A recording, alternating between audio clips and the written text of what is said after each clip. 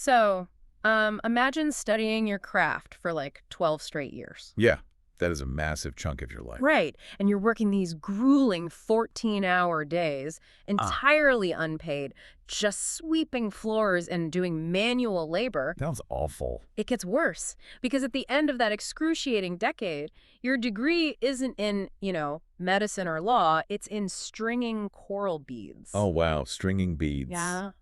So, welcome to our deep dive into the ruthless, highly regulated, and honestly deeply bizarre world of 13th century Parisian trade guilds. I mean, that 12-year apprenticeship, that was a harsh reality for a medieval bead maker. It's hard to even wrap your head around. It really is. Mhm. Because when we strip away all those romanticized Hollywood versions of the Middle Ages, the knights, the castles, those sweeping royal dramas. Right, the stuff we always see in movies. Exactly. When you take that away, we are left with the actual day-to-day survival of the urban working class. Which is what we're talking about today. Right. If you were dropped into the mud and noise of Paris in the year 1260, your entire existence was dictated by what you did for a living. And more importantly, the strict bureaucratic organization that actually allowed you to do it. Yes, the guilds. So for this deep dive, we are unpacking a single, incredibly revealing historical document that outlines that exact bureaucracy. It's such a fascinating source. It really is. It's a bulletin analyzing the Livre des Métiers, or the Book of Trades. Yeah, compiled around 1260 by Etienne Boileau. And below was the Prévôt of Paris, which, if I'm understanding this right, effectively made him the royal provost, chief magistrate, and police commissioner all rolled into one. Yeah, he had an immense amount of power. King Louis IX basically appointed him to clean up urban corruption. And Belo's solution to that corruption was to document the laws, the customs, and the highly specific rules for 101 distinct craft guilds operating in the city. Right. And by forcing these unwritten, traditional customs onto parchment, Boileau inadvertently created this perfect cross-section of medieval economic life. Like a time capsule. Exactly. And the document reveals that the medieval guild functioned essentially as a fortress. A fortress? Yeah, it was an institution built to shield workers from predatory feudal lords who basically just wanted to tax them into oblivion. Ah, okay. And at the same time, it blocked foreign merchants from coming in and stealing local market share. But, the mechanics of a fortress are two-sided. How do you mean? Well, the thick walls definitely keep invaders out, but they are just as effective at trapping the inhabitants inside. Oh, absolutely. The protection of the guild came at the cost of your individual freedom. To get the benefits of the fortress, you really had to play by rules that micromanaged your entire life. Right down to the smallest detail. Yes, starting from the very moment you tried to get inside the walls as an apprentice. Right, because entering a guild, it was a highly formalized process. You couldn't just ask for a job. No. A young worker couldn't simply walk into a shop and offer to sweep up in exchange for learning a trade. That just wasn't done. So how did it work? The initiation required a sworn mutual vow before the jurés. And those are the guild officers, right? Yeah, the elected officers or guards of the guild. They essentially functioned as an internal police force. See, given how intensely bureaucratic these guilds were, I'm honestly surprised this initiation relied on an oral contract. Really? Yeah. I mean, you would expect an organization obsessed with rules to demand a heavy paper trail for a decade-long labor agreement. Well, the barrier there was purely economic. Drawing up a formal written document on parchment was, it was prohibitively expensive for a standard tradesman. Oh, that makes sense. Parchment wasn't cheap. Exactly. So they relied on a solemn vow in front of prominent witnesses instead. And the juries were there to oversee it. Right. The officers were there to vet the transaction, ensuring the master was financially solvent and, actually possessed the skill to teach. While also binding the apprentice to strict obedience. Very strict obedience. And the guilds also ruthlessly capped how many apprentices a master could take on at one time. Yes, that was a huge deal. Looking at the source, it was almost universally limited to just 1 or 2 students per master. That's right. The altruistic justification written in the rulebook, which is kind of funny, is that a master shouldn't have more students than he can effectively supervise. Right. To ensure the quality of the craft remains high. But that wasn't the real reason, was it? Not at all. The underlying economic reality was entirely about artificial scarcity. Okay, break that down for me. Well, the masters were deliberately restricting the labor pool. Think about it. If every master trained 10 apprentices, the market would be flooded with skilled workers a decade later. Which would drive down prices. Exactly. It would create fierce competition. By capping the intake, they guaranteed that the supply of masters would never outpace the demand for their goods. That is incredibly It calculated. was a total monopoly, though there was one major loophole, and it was biological. Oh, the sons. Yep. A master's own sons usually bypassed these quotas entirely. Which basically planted the early seeds for inherited family monopolies. Exactly. Families could dominate a trade for generations. Which brings me back to that 12-year apprenticeship for coral bead makers. Oh yeah, the bead makers. When you look at the duration of these contracts across different trades, the logic just breaks down completely. It makes no sense. Right. Rope makers required 4 years of training. Brass wire drawers required 6. But stringing and shaping coral beads took 12 years. 12 years to learn how to string a bead. That is clearly not about the technical learning curve. No, not at all. It looks much more like a legalized system for free child labor. That's exactly what it was. It operates on the same economic logic as, like, modern medical residencies, where you perform grueling, highly profitable work for practically nothing just to pay the toll for entry into a closed profession. That's a really good comparison, because the profit margin for the master heavily dictated those timelines. How so? Well, the first year or two of an apprenticeship, the child was largely a liability. Right, they don't know what they're doing. Exactly. The master had to feed them, clothe them, provide lodging. Meanwhile, the apprentice produced very little of value and probably ruined expensive materials. Just making mistakes. Yeah. But in years 6, 7, or 10, that apprentice was a highly skilled worker producing sellable goods. And still receiving 0 wages. 0. So the master recouped his initial investment tenfold in those later years. Wow. Could the apprentice get out of it early? If an apprentice wanted to shorten that time, the only way out was to pay the master a massive lump sum fee. Basically buying out their own indentured servitude. Exactly, and the domestic reality of that servitude was pretty grim. Yeah, the texts politely referred to the apprentice's quote-unquote folly and jollity. Folly and jollity. Which is basically medieval bureaucratic slang for running away. It's a very nice way of saying they fled for their lives. The source highlights that runaways were a systemic issue, to the point where guilds had universal laws stating that if an apprentice fled, no other master in the city was allowed to offer them harbor or employment. Right. The penalties for escaping were super rigid. What happened if they got caught? Well, after 3 failed escape attempts, the contract was permanently voided and the apprentice was blacklisted from the trade entirely. Wow, 3 strikes and you're out. Yep. And while masters were legally obligated to treat their apprentices well, the power dynamic behind closed doors was absolute. Yeah, the source outlines a decree from a bit later in 1399 that paints a vivid and honestly horrifying picture of that power dynamic. Oh, the goldsmith case. Yes. The court had to intervene because a goldsmith master disciplined his apprentice by striking him in the head with a heavy iron bunch of keys. Just brutal. It left the kid with a literal hole in his skull. Yeah, and we see another court order where a master was instructed not to let his wife beat the apprentice. Wait, really? Yeah, the magistrate explicitly stated that if the boy misbehaved, the master should do the beating himself. That is so messed up. It really is. These court records from the Châtelet, which was the royal headquarters, courthouse, and main prison of Paris, they really remind us that apprentices were legally classified closer to property than to employees. But surviving that decade of unpaid labor and physical discipline didn't even earn an apprentice the right to open their own shop. No, not at all. The guild system was designed to prevent instant competition, so graduates were forced into this medieval purgatory. The gig economy. Right. They entered a highly controlled gig economy as a valet, which translates to a hired man or day laborer. Yeah, a valet had the technical skills of a master, but they lacked the capital to buy their own tools and material. And they lacked the legal permission from the guild to open a storefront. Crucially, yes. So they were permanent wage laborers, and their daily routine was deeply regimented. The mechanics of how they actually found work are fascinating to me. It's so strange, right? Yeah. It really is. Because it wasn't a free market where you just knocked on workshop doors asking for a job. Nope. At dawn, all unemployed valets were required to gather in a specific, designated public square in Paris. Just waiting there. Yeah, they had to stand there in the cold, waiting for a specific church bell to ring. And until that bell tolled, it was highly illegal for any master to hire them. The centralization there served two purposes. Okay, what were they? First, it allowed the guild officers to monitor exactly who was working and who wasn't. Keeping an eye on everyone. Yeah.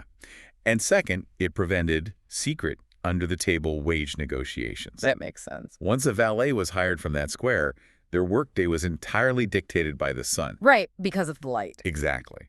Artificial light, like tallow candles, was terrible for detailed work, and high-quality beeswax candles were far too expensive for a workshop to burn profitably. So they just worked while the sun was up. Yes, which meant a valet worked a grueling 14-hour shift during the peak of summer, which dropped to around 8 hours in the depths of winter. The guilds also enforced fierce local protectionism in that square. Oh, absolutely. Like a master was absolutely forbidden from hiring a foreign worker. And just to clarify, in 13th century terms, foreign just meant anyone from outside the city limits of Paris. Right, just some guy from the next town over.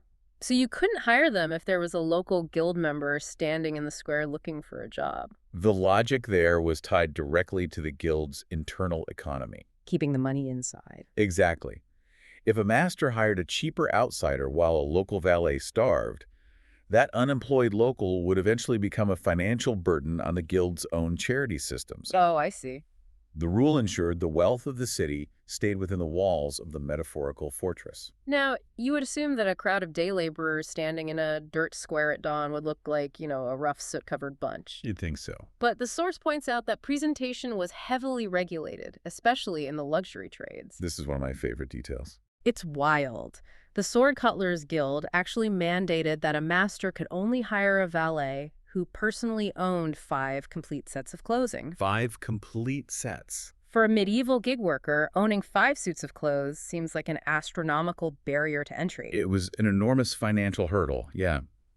But it was driven by the psychology of high-end retail. High-end retail in 1260. Pretty much. The sword cutlers weren't selling to peasants. They were selling to counts, barons, wealthy knights. The big spenders. Right. When the nobility walked into a workshop to commission a weapon, the physical appearance of the laborers was part of the shop's branding. So a valet in rags would devalue the perceived quality of the swords. Exactly. That dynamic really highlights the massive gap between the workers and the owners. It does. I mean, the valets are investing in luxury wardrobes just to get hired, while the masters reap all the profits. It's definitely a stark contrast. It's not surprising that we see the rumblings of organized labor disputes starting here. The division between wealthy masters and permanent wage laborers inevitably led to early class struggles. I can imagine. The historical records show intense friction, like in the Flemish cloth town of Ypres, which operated under a similar guild structure. What happened there? Workers rioted and actually murdered the mayor over a local ordinance that attempted to add an extra hour to their working day. Oh, they murdered the mayor. Yes. And the Parisian masters were acutely aware of this threat. They didn't want to be next. Nope. They were terrified of valets forming their own covert unions to demand higher pay. So they leveraged their alliance with the royal authorities to punish any labor rebellion severely. So reaching the rank of master really seems like the ultimate goal to escape that daily grind. You'd think so, yeah. But looking at the rules laid out by Etienne Boileau, becoming the boss also meant stepping into a micromanaged nightmare. It was not easy. First, you needed immense skill and capital. And for about 25 of the Parisian guilds, you also had to purchase the literal right to trade directly from the king. Yeah, many of the most lucrative trades were considered royal fiefs. Meaning the king owned them. Essentially, yes. The king owned the monopoly on those industries and leased the operating rights to individual masters. So you pay the king, open your shop. And then you were placed under the microscopic surveillance of the jurés. And the jurés inspecting your shop, they are your direct competitors. That's the crazy part. It is. They are the other masters in your neighborhood elected to police the trade. It is basically weaponized consumer protection enforced by the guys running the shop next door. They enforced extreme quality control. But the motivation wasn't just like civic duty. What was it then? It was collective self-preservation. Oh, to protect the guild's reputation. Exactly.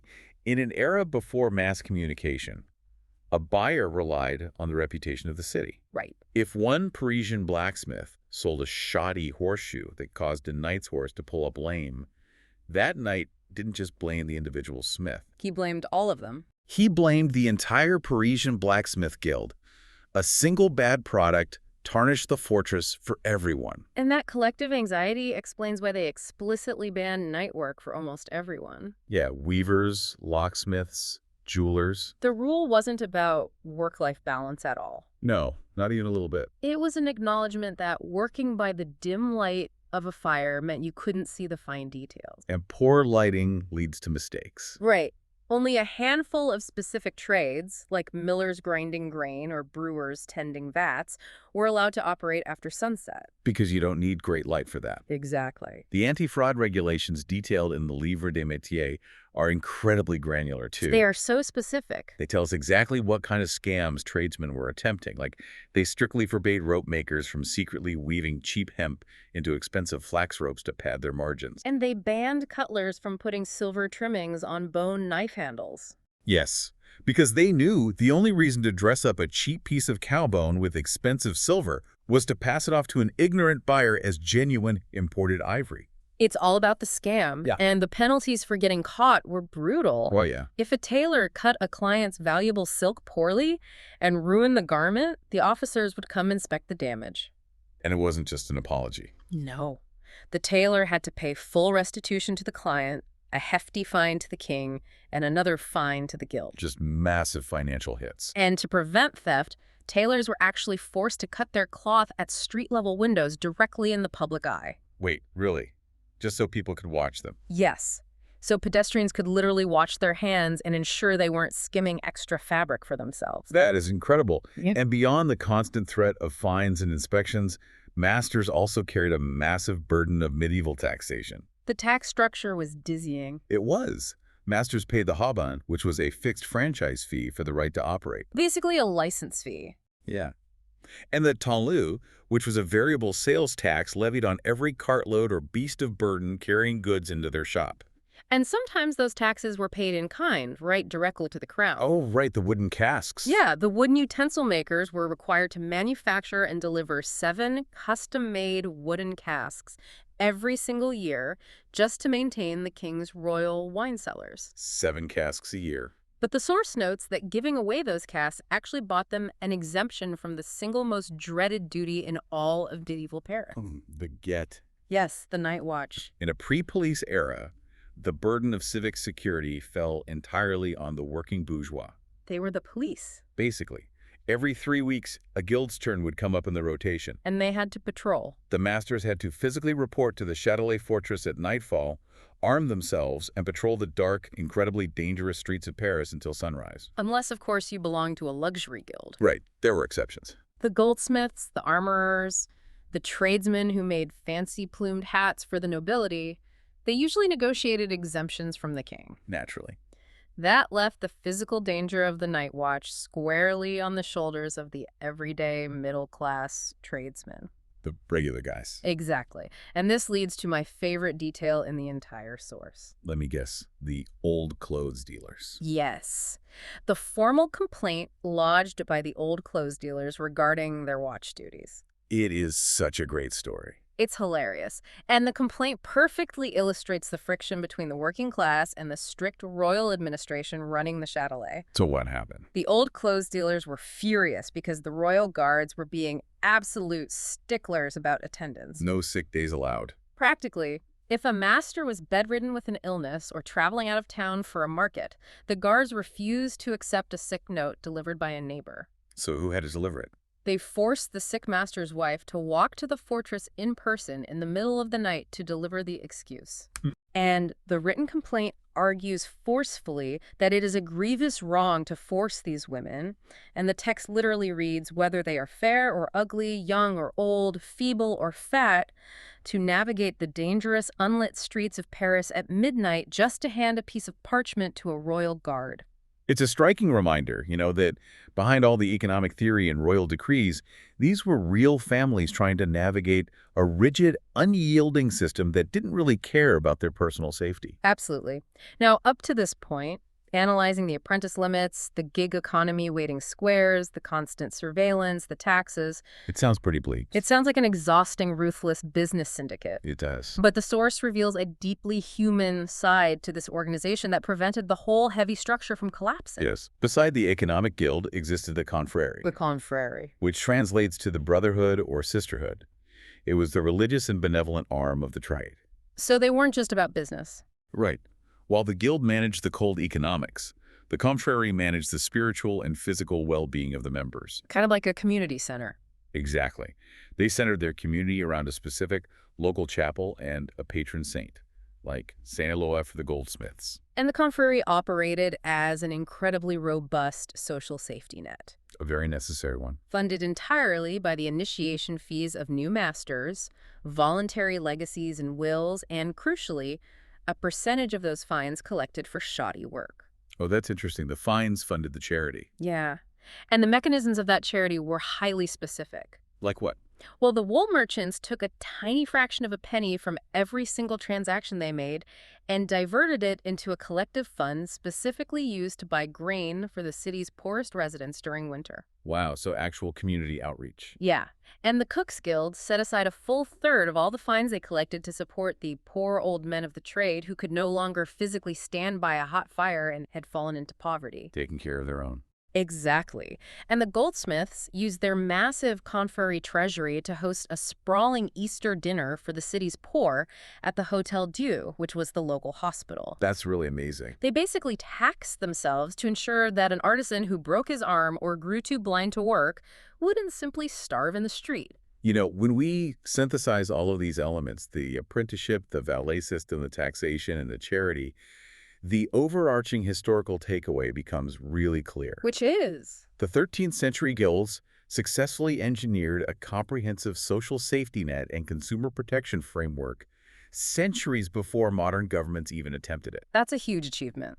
It is. They guaranteed baseline survival for their members. But, and this is a big but, that guaranteed survival required a total sacrifice of innovation. Completely. The guild system was built on the routine transmission of methods. If you were a shoemaker, you made a shoe exactly the way the jurés taught you to make it. No deviations allowed. Zero. You couldn't invent a faster process or use a cheaper material because your product wouldn't pass inspection. And you couldn't lower your prices to undercut a rival because the prices were strictly fixed. The fortress crushed out of the box thinking because any deviation from the rules threatened the delicate balance of their local monopoly. So the medieval worker willingly traded dynamic economic freedom for absolute, rigid security. Which leaves us with a fascinating paradox to consider. I love a good paradox. Think about your own profession today. If you had the opportunity to sign a contract that offered absolute job security, guaranteed the high quality of everything your industry produced, and provided an ironclad social safety net if you ever got sick or grew old. Sounds pretty good so far. Right. But the catch was that you could never innovate. You could never change your prices, and you could never step 1 inch outside your highly regulated lane. There's the catch. Would you take that deal? Or is the chaos and anxiety of our modern free market worth the freedom it provides? It's a tough call. It really is. So the next time you walk past a local business or negotiate a salary, imagine the ringing of that medieval church bell at dawn and ask yourself, would you want to be inside the fortress?